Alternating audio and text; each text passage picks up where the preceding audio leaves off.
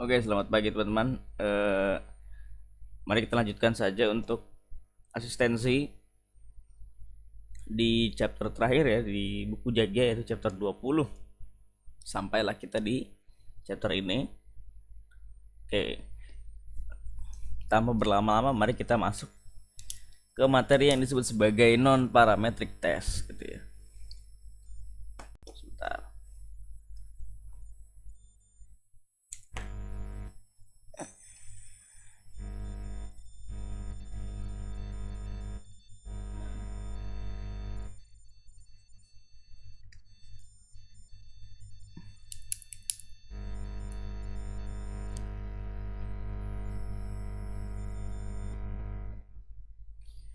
Oke. Nah, jadi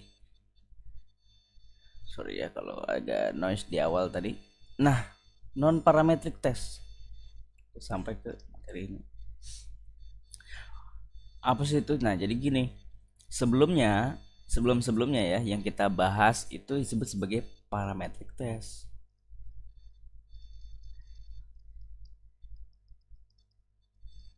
Apa tuh parametric test? Parametric test itu adalah pengujian namanya juga tes ya. Tes sebuah parameter yang memiliki asumsi-asumsi kuat. Parameternya dulu deh, apa parameternya? Nah, biasanya parametric test itu kita menguji apa? Mu, ya kan? Dari sampel ke populasi. Sampel ke populasi. Apalagi parametric test. Yang kedua, parametric test itu punya asumsi yang cukup kuat, yaitu apa? Populasi harus terdistribusi secara normal. Kalau terdistribusi secara normal, berarti apa? Berarti distribusi populasi harus simetris. Nah, kalau simetris apa? Kalau simetris berarti mean sama dengan median sama dengan modus. Ya kan? Mean, median sama dengan modus. Pertanyaannya, apakah ini terpenuhi atau tidak? Nah, misalnya kita punya data nih, ya, kita punya data, terus kita punya data populasi gitu ya. Nah, ketika kita distribusikan, ya kita lakukan sebuah distribusi, apakah datanya itu terdistribusi secara normal atau tidak, gitu kan? Biasanya data itu memang tidak tidak secara secara ini ya, secara nyata gitu, secara real data itu memang tidak terdistribusi secara pure normal gitu. Jadi nggak benar-benar dia gambarnya tuh seperti ini gitu. Enggak ya. Jadi dia tuh gambarnya tidak pure seperti ini. Kemungkinan ada deviasinya sedikit lah, mungkin gini atau dia tuh begini gitu. Nah, jadi nggak purely benar-benar di normal gitu. Karena agak ada kecenderungan kiri, ada kecenderungan kanan. Tapi intinya dia hampir terdistribusi secara normal. Itu in pointnya. Nah, cuma kan seringkali data kita tuh jauh dari distribusi normal. Seringkali data kita itu terdistribusi secara ekstrim misalnya, atau seringkali data kita ya nggak normal gitu. Jadi ya berbeda aja gitu. Kalau kita plot nih, kok data kita tuh kok nggak simetris, kok data kita kok jauh dari bell shape gitu. Nah, ini permasalahannya. Data seperti itu tidak memenuhi asumsi parametric test. Jadi ini adalah asumsi. Tidak memenuhi asumsi dari parametric test. Lalu apa? Kita punya options baru di sini yang disebut sebagai non parametric test.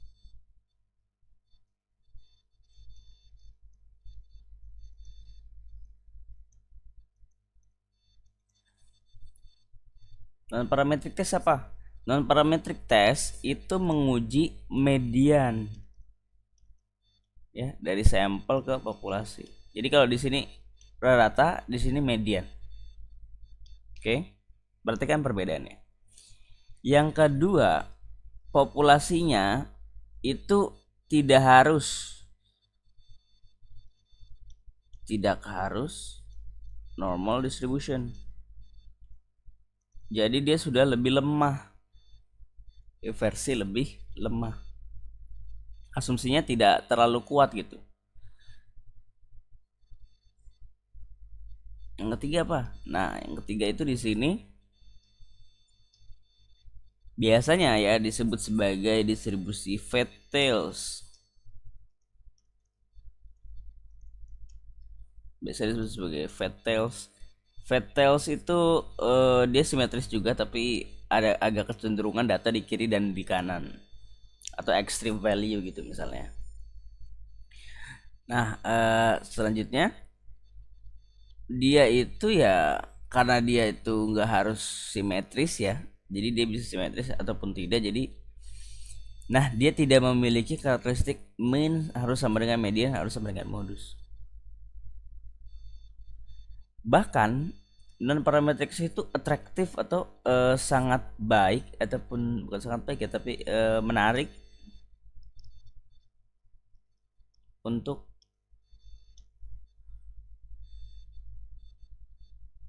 sampel yang kecil. Nah, jadi kalau di sini kan kalau kita pahami ya bahwa untuk approach to normal distribution kan kita butuh apa?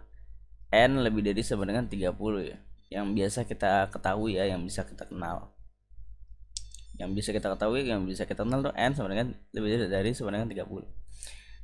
Nah, tapi seringkali misalnya emang data kita itu nggak ada 30. Contoh misalnya perusahaan industri elektronik komputer di Indonesia yang listing di bursa. Itu kan nggak sampai 30 perusahaan. Ya kan? Nah, jadi kita mau menganalisis perusahaan di industri komputer misalnya kan, hardware, computer, and elektronik. Kalau misalnya kita mau menganalisis, kita mau mengambil data, nah perusahaan yang tertutup ya, private company kan dia tidak menerbitkan ini ya, tidak menerbitkan laporan keuangan ya, karena dia private company. Nah, sementara kita mau melakukan analisis, kita butuh data, sehingga kita ngambil yang listing.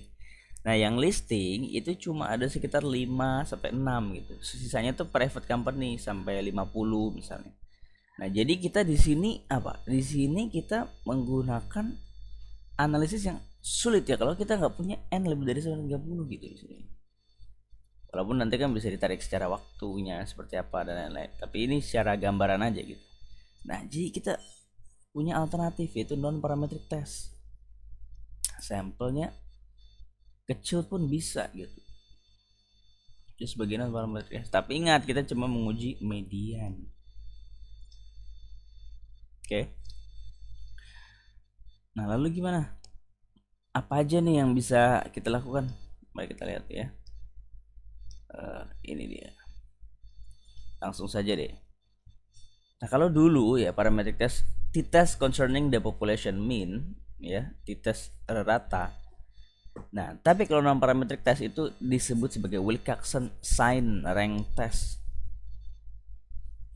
Jadi kalau misalnya di biasa kita pakai apa? T-test Z itu ya, Z distribution.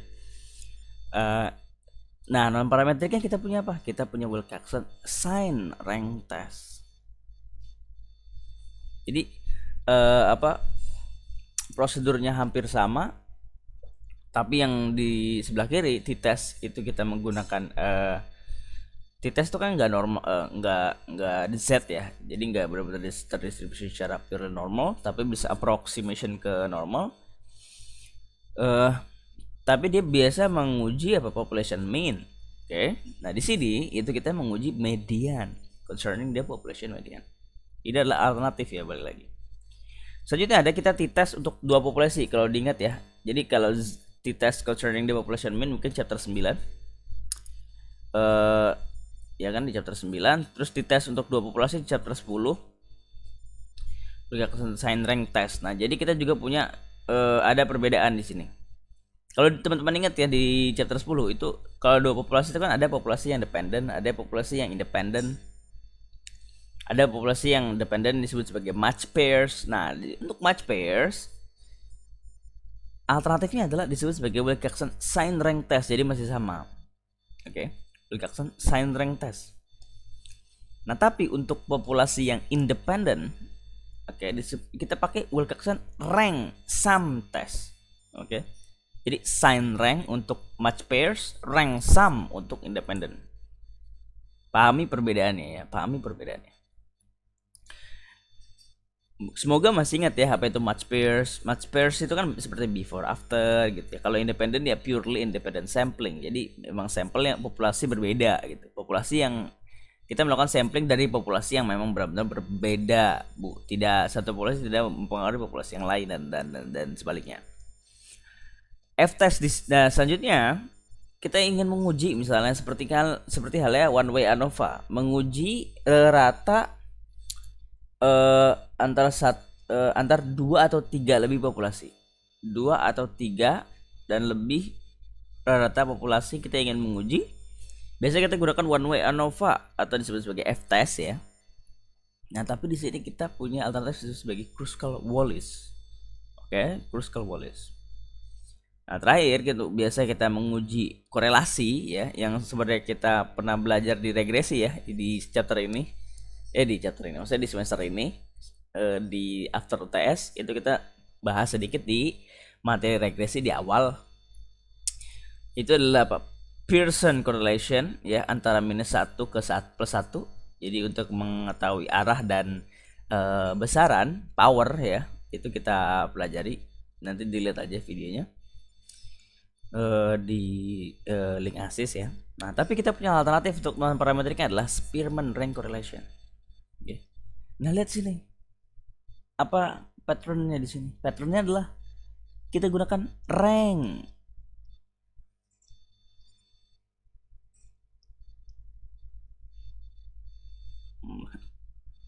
Kita gunakan rank di sini. Jadi based on ranking. Jadi kita akan melakukan ranking dari data yang ada. Cuma ada sedikit perbedaan dalam pengolahan, itu aja sebenarnya. Oke, pahami perbedaannya. Jangan sampai ketukar. Nah, mari kita contohkan. Sekarang gini, kita balik lagi nih. Nah, jadi gini. Seolah-olah non parametric test itu memang benar-benar atraktif, sangat menarik gitu ya, karena dia asumsinya lebih lemah. Misalnya dia bisa pakai sampel size yang kecil, terus juga dia nggak harus terdistribusi secara normal populasinya. Kok asik banget gitu. Lalu kenapa kita nggak pakai non parametric test saja gitu? Kok jarang sih orang pakai non parametric test? Karena begini, kelemahannya adalah kalau kita bahas median itu kan nilai tengah. Kalau kita bahas median, nah kita menggunakan rank kan, based on a rank. Sinilah rank, based on rank. Nah, kalau di normal distribution kita mean based on apa? Bukan based on ya, tapi kita juga bahas standar deviasi. Lalu apa perbedaannya? Di sini itu kita bisa melihat sebaran data. Itu disebut sebagai standar deviasi, magnitude difference. Jadi seberapa besar perbedaan satu data dengan data yang lain.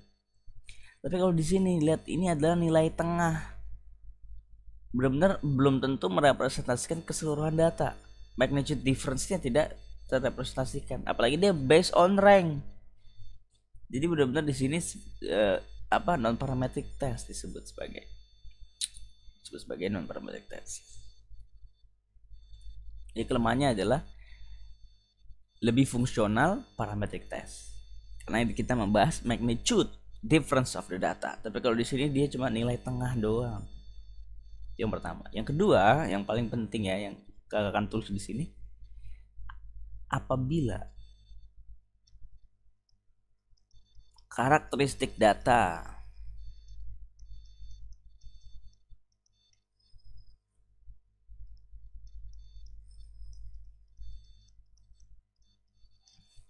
memenuhi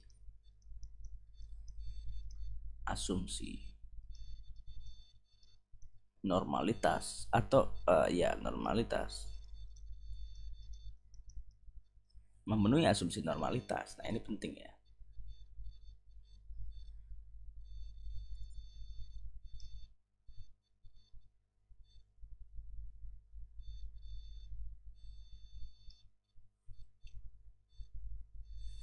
Maka non parametric test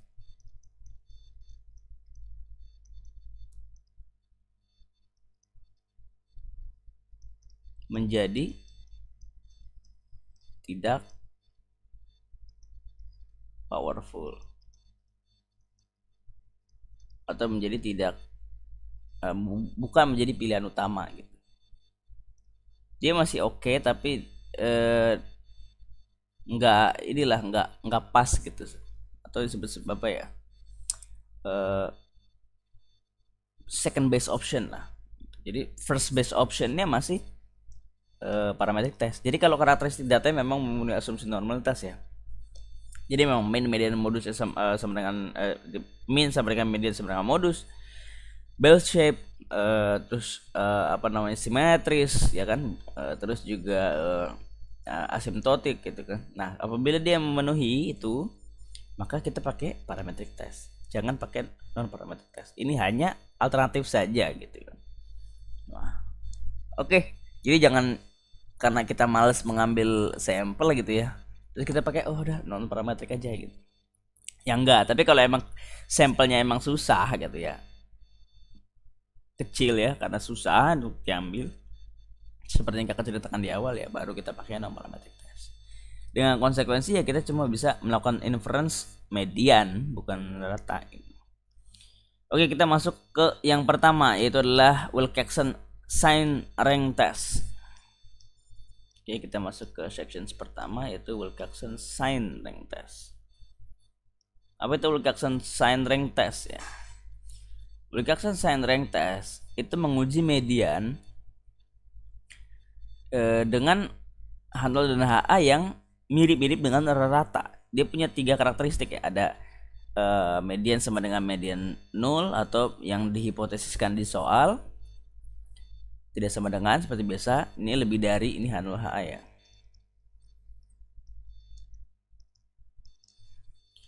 Ini lebih dari sama dengan, ini tentunya HA-nya kurang dari sama dengan HA-nya lebih dari. Ini left tails, ini right tails ya, ini two tails. Oke. Nah, keterangannya di sini. Jika n kurang dari sama dengan 10. Nah, perhatikan di sini ya. 10 nih. Jika n kurang dari 10. Nah, critical value yang kita gunakan, jadi critical value yang kita bandingkan dengan tes ya, dengan tes statistik, itu kita gunakan kalau kurang dari 910 itu ada di appendix A table 6 di buku Jagia. Jadi ada critical value tinggal diambil aja gitu. Tapi kalau n lebih dari sama dengan 10, nah kita bisa pakai approximation to Z ya. Kita bisa aproksimasi ke Z. Kok di table ini salah. Kita bisa aproksimasi ke Z table. Seperti apa nanti kita bisa lihat. Oke. Jadi kalau n kurang dari sama dengan 10, kita bisa pakai appendix A table 6. Kalau lebih dari sama dengan 10, kita aproksimasi Z table. Nah, Z table itu yang biasa di awal ya untuk normal distribution ya. Nah, jadi kalau teman-teman lihat di sini ada n kurang dari sama dengan 10, n lebih dari sama dengan 10. Jadi angka 10, jika sampel size kita 10, itu bisa pakai Wilcoxon Sign Rank Test dengan appendix A sebagai critical value, appendix A table 6. Bisa juga pakai Z table. Jadi bebas, bisa pakai cara A ya, kita pakai cara A atau cara B. Boleh cara A, boleh cara B, tergantung soalnya itu memerintahkannya apa. Oke. Tergantung soalnya memerintahkannya apa. Intinya kita cuma nguji median. Wis, udahlah pokoknya nguji median. Oke. Oke, sekarang nomor 1 ya. Sebentar. Loh, ini datanya malah kakak hapus ya. Sebentar. eh waduh, sebentar ya.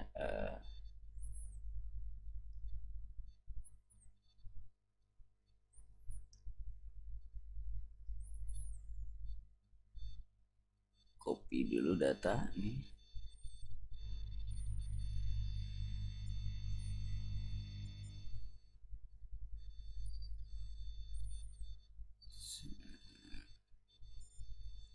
Soalnya, oke, kita balik lagi. Oke, sorry ya. Soalnya ini udah ada jawabannya gitu, kakak udah bikin. Nah, nanti kakak akan kirim juga. Nah, mari kita berlatih di sini, oke?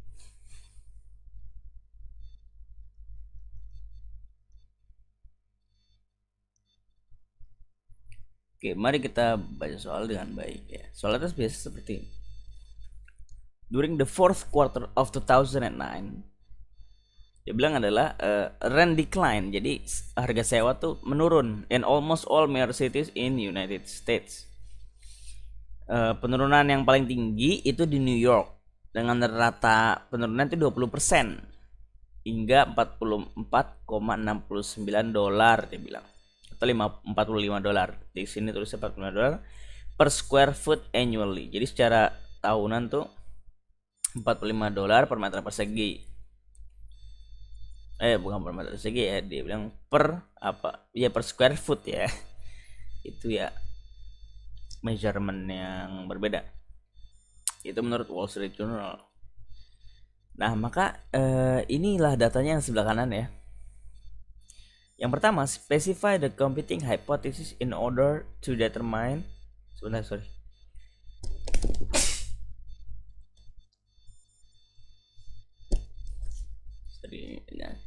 In order to determine whether the median rent is greater than 25 per square. Ini lebih dari 25 ya. Berarti dia apa? Right tail test. Karena lebih dari. Kalau lebih dari n equal to beda lagi. Nah, jadi di sini ya, untuk H dan HA-nya M kurang dari sama dengan 25, M lebih dari 25 karena dia menunjukkan greater than. Jadi ini adalah right tail test, oke. Nah, kalau right tail test berarti apa? Berarti dia critical value pasti positif. Nah, ini yang banyak yang salah nih. Ingat ya, critical value bukan tes. Kakak selalu ingatkan ya. Bukan tes, tesnya belum tentu, tapi critical value pasti positif. Karena begini, misalnya suatu distribusi gitu kan dia di sebelah kanan, nolnya kan di tengah. Ya masa dia minus di sini, gimana bos? Kan nggak bisa dong. Minus tuh di sini gitu loh. Ya, kakak masih lihat gitu ada yang rectangle tapi dia minus lah. Logikanya gimana? Ini nol di tengah, sobat-sobat gitu kan. Masa ya di sini minus? Kan nggak bisa. Nol tuh di tengah, nol gitu kan. Nggak apa-apa sih, tapi jangan diulangi lagi. Ini critical value loh ya, critical value. Critical value itu yang ada di tabel. Kalau di sini appendix A atau di Z table gitu. Oke. Nah, balik lagi nih. Itu jadi soal tuh mengecoh aja. Misalnya dia itu negatif, kalau rectangle ya pasti positif. Logika aja, tapi balik lagi ini adalah critical value, bukan tes ya. Critical value itu yang di tabel ya. Yang di Z table, T table. Nah, kalau di sini appendix A table 6, approximation Z table gitu. Gimana bisa dia suatu distribusi di mana di tengahnya 0 ya, untuk critical value kan tengahnya 0. Kalau nilainya ya tengahnya itu ya rata atau median gitu kan. Kalau di ini kan nilai tengahnya gitu. Nah, apa namanya? Di kanan ya pasti positif dong. Di kiri baru negatif. Nah gitu. Oke, berulang kali ya. Semoga tidak ada yang keliru lagi. Nah, mari ya, mari kita lanjutkan. Nah, kita sudah computing the hypothesis. Calculate the value of test statistic, assume the normal approximation for t. Nah, karena di sini ya kalau kita lihat ya, n-nya itu 10, jadi kita bisa aproksimasi ke normal atau pakai z table. Ya, karena 10. Tapi kita juga bisa nggak aproksimasi juga, kita bisa karena 10. Jadi bebas, bisa aproksimasi, bisa enggak. Tapi kalau udah 11 ya kita harus aproksimasi ke normal. Tapi caranya ada cara tertentu. Nah, ada cara tertentu untuk aproksimasi normal, tidak seperti yang Z yang lalu ya. Oke, mari kita olah ya di sini ya. Hal pertama yang kita lakukan apa? Yang kita lakukan adalah mengurangkan dia dengan M0-nya atau hypothesize value-nya. Jadi hipotesis kan 20, lebih dari 25 ya. Jadi semua nilai ini kita kurangi dengan 25 atau kita cari difference-nya. Difference dengan X dikurang atau M dikurang M0. Oke. Disebut sebagai MI dikurang M0. Jadi dia dikurang 25. Oke, nah kita scroll down ke bawah gitu kan. Nah, selanjutnya apa? Selanjutnya kita ambil absolute value dari difference. Sebentar.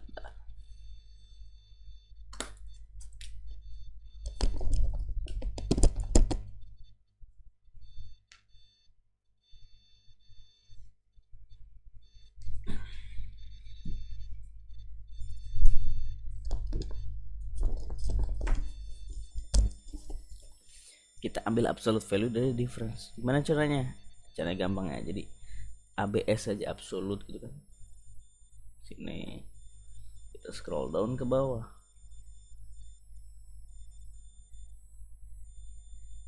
Oke, so kita sudah dapat absolute value-nya.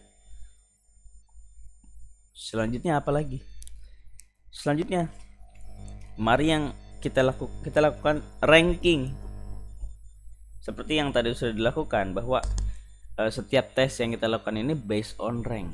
Jadi kita lakukan ranking. Kita ranking di sini. Bagaimana cara meranking? Ya sudah begini aja. Kita scroll seperti ini kan. Terus kita sort smallest to largest. Nah, jadi rankingnya ya 1 sampai misalnya 1 sampai 10 itu didasari oleh terkecil ke terbesar. Oke, dari terkecil ke terbesar, smallest to largest. Nah, expand the selection. Nah, oke. Nah, tapi di sini ada nilai yang sama nih.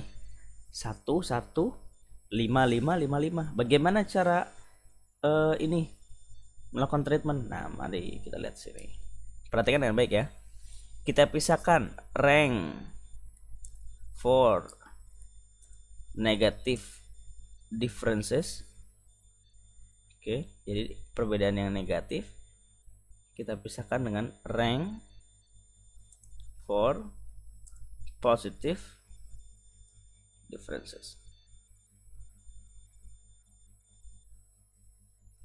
Jadi kita bedakan. Kita lihat di sini differencesnya ada yang negatif, ada yang positif. Kita lihat ranking. Pertama 1 kan, ranking 1, tapi ranking 1 dan ranking 2 itu kan sama nilainya, itu 1 1. Kita ratakan, tapi bukan difference-nya yang kita ratakan, tapi rankingnya. Kalau difference-nya kan di sini kita ratakan apa? 1 ditambah 1 dibagi 2 yaitu 1. Ya sama aja bohong gitu kan. Tapi kita ratakan adalah rankingnya. Ini kan harusnya ranking 1, ini ranking 1 nih. Ini ranking 2. Ya kan? Dan dia negatif differences. Harusnya kan dia ranking 1, ranking 2. Karena dia nilainya sama, maka kita ratakan 1 ditambah 2 dibagi 2. Jadi 1 ditambah 2 gitu ya.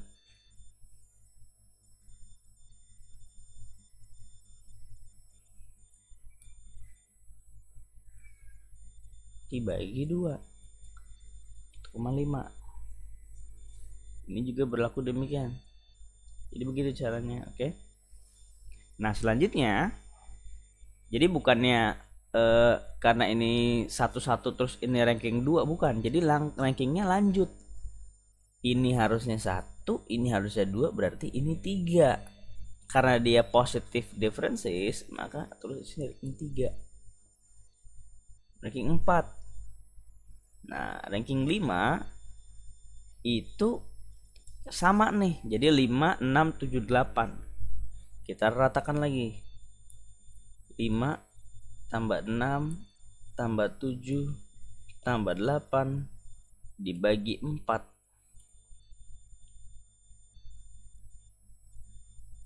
Nah, oke, kita copy saja.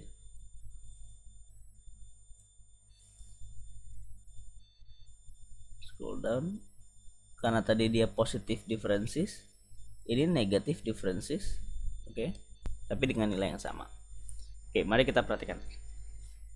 1 2 3 4 5 6 7 8 9 10. Oke. Kita sudah berhasil melakukan ranking. Lalu apa yang kita lakukan? Yang kita lakukan adalah kita mencari T minus dan T plus. Bagaimana caranya? Simply dengan menambah aja sum of rank. Sum of the rank. Oke. Tambahkan. Wilcoxon sign rank test. Ini kan sign, based on sign. Jadi negatif, positif. Sign. Tambahkan yang di sini sum.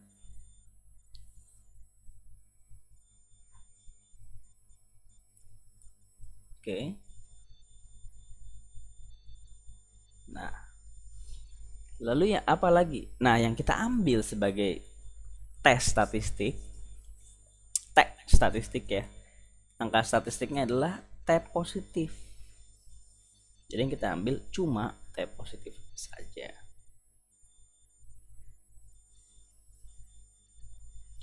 Nah, tapi kakak mau menunjukkan bahwa bagaimana melakukan cek supaya mengecek apakah pekerjaan kita ini sudah benar atau ada yang salah. Caranya seperti ini. Kita melakukan checking.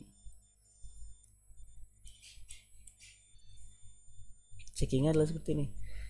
T minus ditambah T positif nilainya akan sama dengan N dikali N plus 1.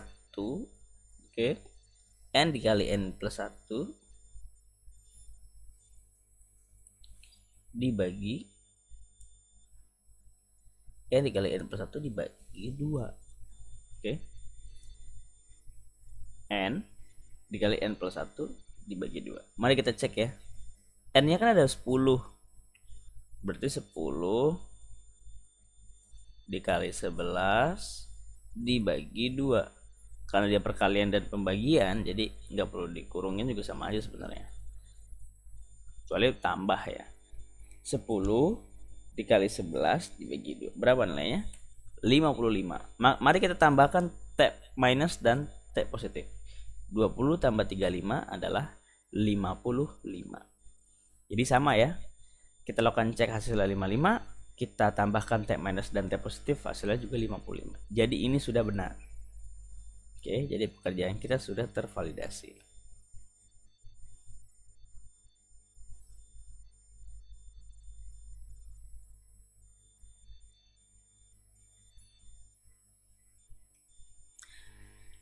Oke, nah mari kita lakukan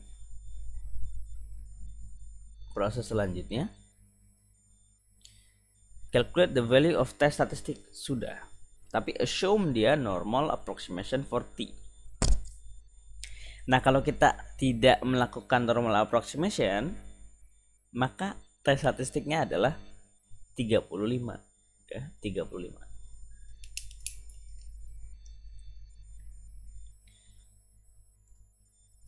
Oke, sebenarnya kakak sudah ini ya, ada perhitungan di sini.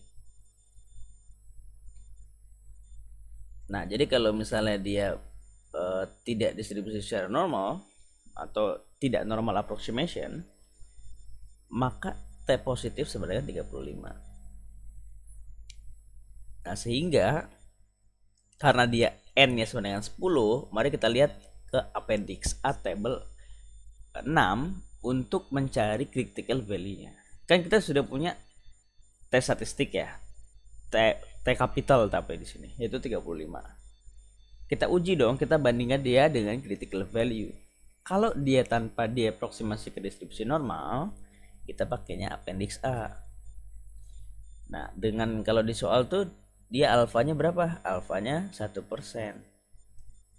Jadi kalau kita lihat di sini appendix A tabel 6. Nah, tabel 6 ini di sini kita lihat dia adalah one tail ya. One tail untuk 1% dan N sama dengan 10 yaitu 5, 50. Ini left tails, ini right tails. Oke. Berarti dia positive value ya. All the things is positive value. Dia 50.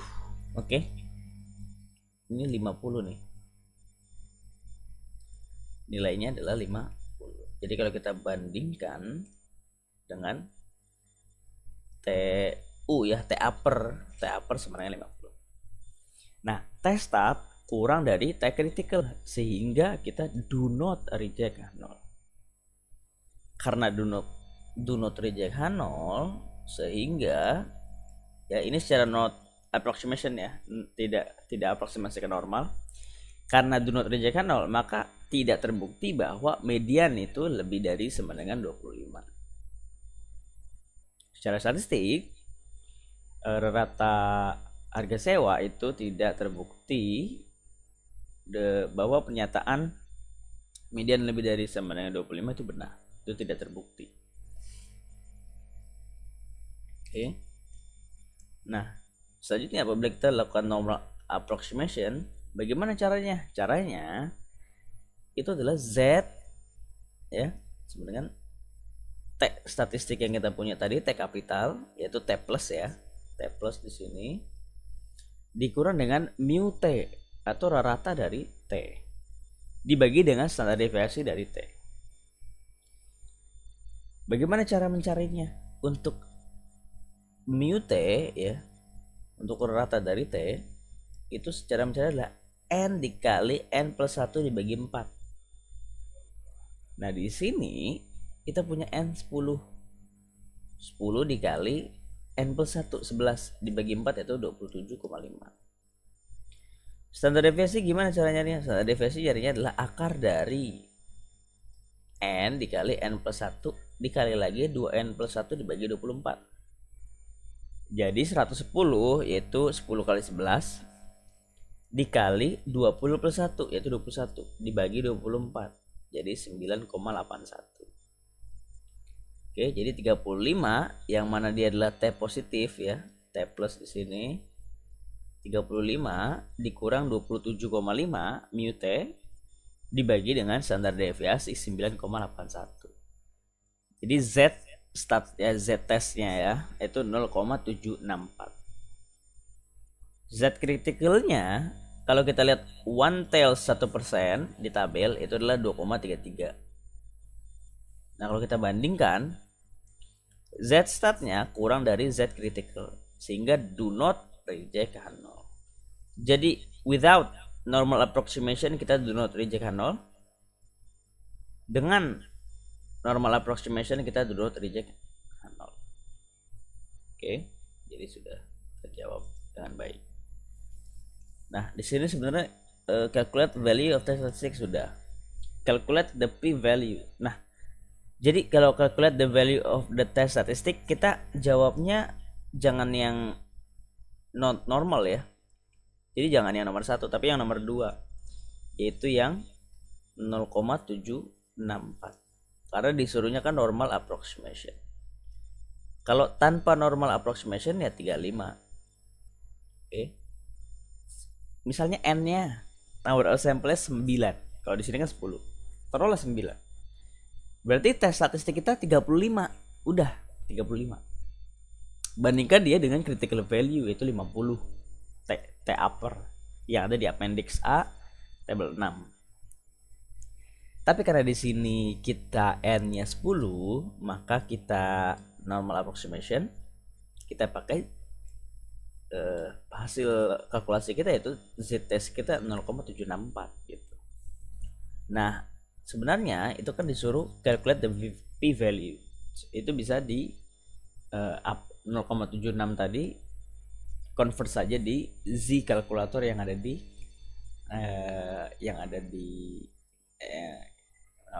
Google ya.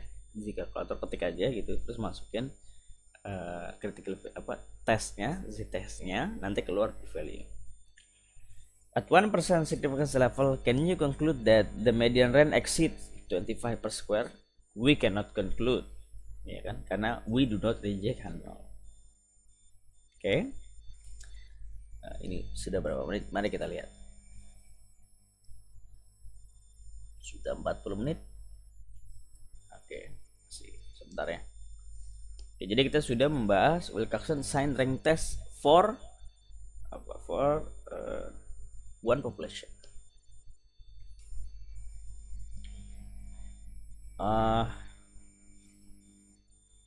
Oke, nah ini akan jadi part ya. Ini part 1,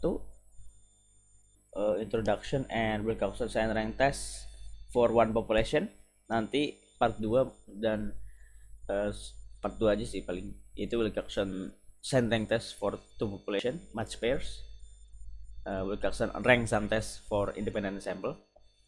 Terus kita lanjut ke Kruskal-Wallis, kita lanjut ke Spearman correlation. Oke, jadi itu di part 2 ya. Oke, thank you. Sampai ketemu di video selanjutnya.